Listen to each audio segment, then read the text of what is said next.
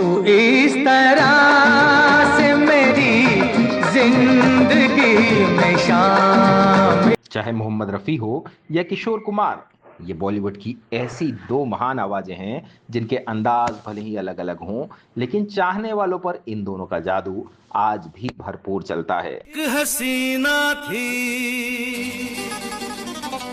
एक दीवाना। मोहम्मद रफ़ी साहब की गायकी में एक सूफियाना पाकीज़गी थी जो सीधे दिलों में उतर जाती थी। इसलिए चाहे रोमांटिक सॉन्ग्स हों, दर्द भरे नगमे हों या धार्मिक गाने, रफ़ी साहब हर जज्बात को अपने सुरों में ढाल लेते थे।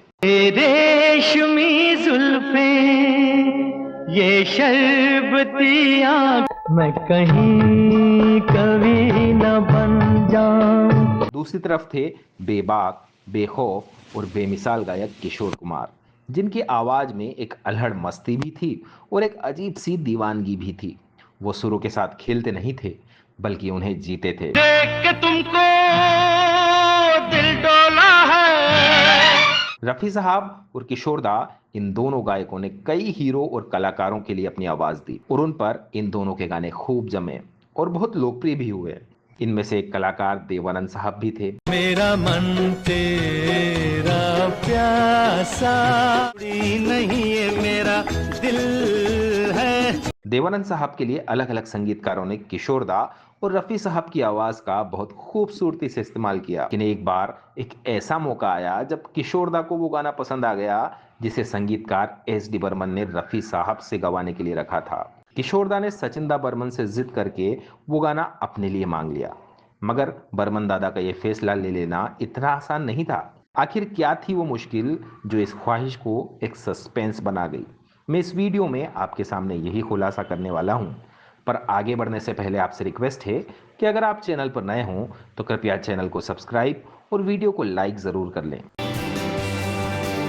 दोस्तों, किशोर कुमार जब अपने करियर और अपनी लोकप्रियता के शिखर पर थे, उस दौर में यानी साल 1971 में एक फिल्म आई थी जिसका नाम था गैम्बलर। इसमें एवरग्रीन हीरो देवानंद साहब की स्टाइल, एस.डी. बर्मन का संगीत, रफ़ी साहब और किशोर दा के सुरों के साथ साथ महान कवि गोपाल दास जी नीरज के गानों ने दर्शकों को दीवाना कर दिया था। इस फिल्म ने न केवल बॉक्स ऑफिस पर कामयाबी हासिल की, बल्कि हिंदी सिनेमा के संगीत इतिहास में एक और सुनहरा अध्याय जोड़ दिया। नहीं है, मेरा दिल है, देखो देखो टूटे। लेकिन क्या आप जानते हैं कि इस फिल्म के बनने के पीछे एक इमोशनल कहानी थी? एक ऐसा दौर जब मोहम्मद रफ़ी साहब और बर्मन दा की राहें लगभग जुदा हो गई थी।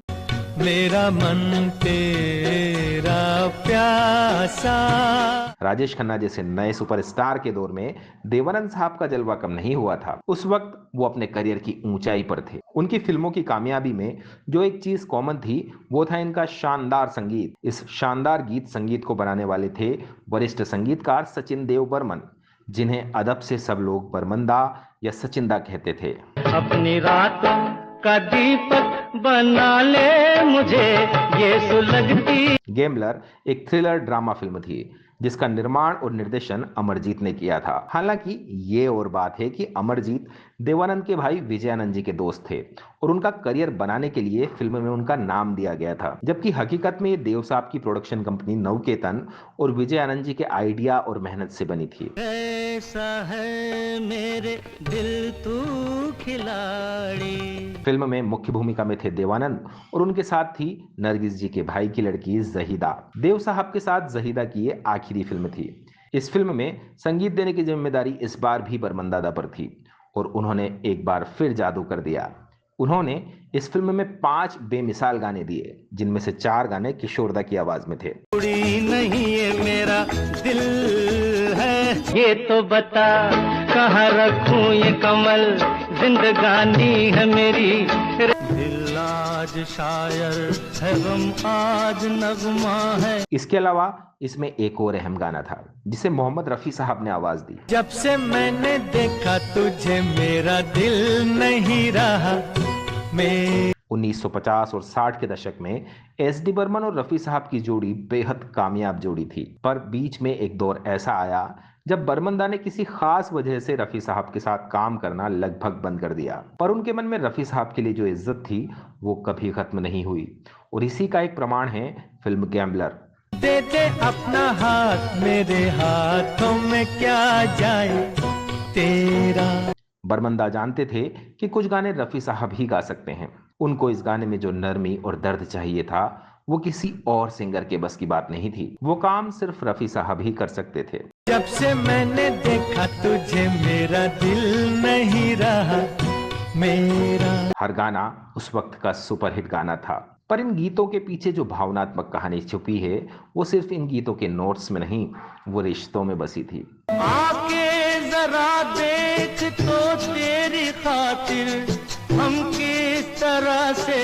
दरअसल एस डी बर्मन और किशोर दादा के संबंध केवल म्यूजिक डायरेक्टर और सिंगर के नहीं थे, बल्कि दोनों के बीच एक पिता पुत्र जैसा रिश्ता था। किशोर दा के लिए सचिन दादा का रुतबा पिता बराबर था और उन्हें इंडस्ट्री में मुकाम दिलाने में बर्मन दादा का बहुत बड़ा हाथ था। इन दोनों की जोड़ी ने कई सदाबहार गाने दिए, लेकिन इसके बावजूद सचिन दा ने गैम्बलर में 2 गाने रफी साहब के लिए रिजर्व रखे थे। इनमें से पहला गाना था मेरा मन तेरा प्यासा। अब आप सोचेंगे कि इस फिल्म में तो रफी साहब ने एक ही गाना गाया है, तो वो दूसरा गाना कहाँ गया?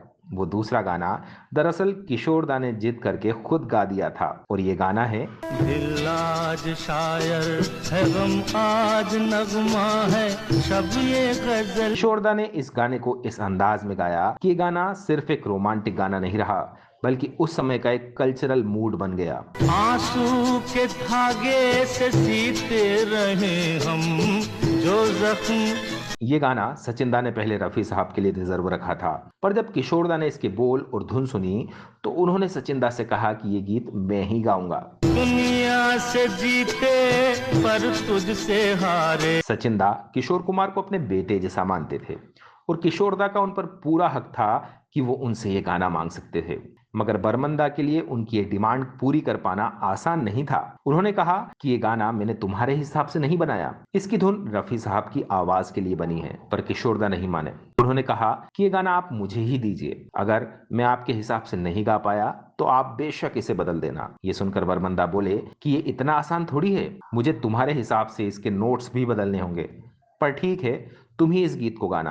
हम जब न होंगे तो रो रो के दुनिया ढूंढेगी मेरे। ये सुनकर किशोर दा बहुत खुश हो गए और उन्होंने बहुत उत्साह से इस गाने को रिकॉर्ड किया। जब सबने ये रिकॉर्डिंग सुनी तो सबको बहुत पसंद आई और इस तरह ये किशोर दा की आवाज में ही रह गया। रे प्यार कोई खिलौना नहीं है। दोस्तों, अगर ये गाना किशोर दा की बजाय रफी साहब गाते तो क्या इसका असर तब भी ऐसा ही रहता? आपको क्या लगता है, क्या बर्मन दादा का फैसला सही था? फटाफट कमेंट करके बताइए। वीडियो पूरा देखने के लिए आपका बहुत बहुत धन्यवाद दोस्तों।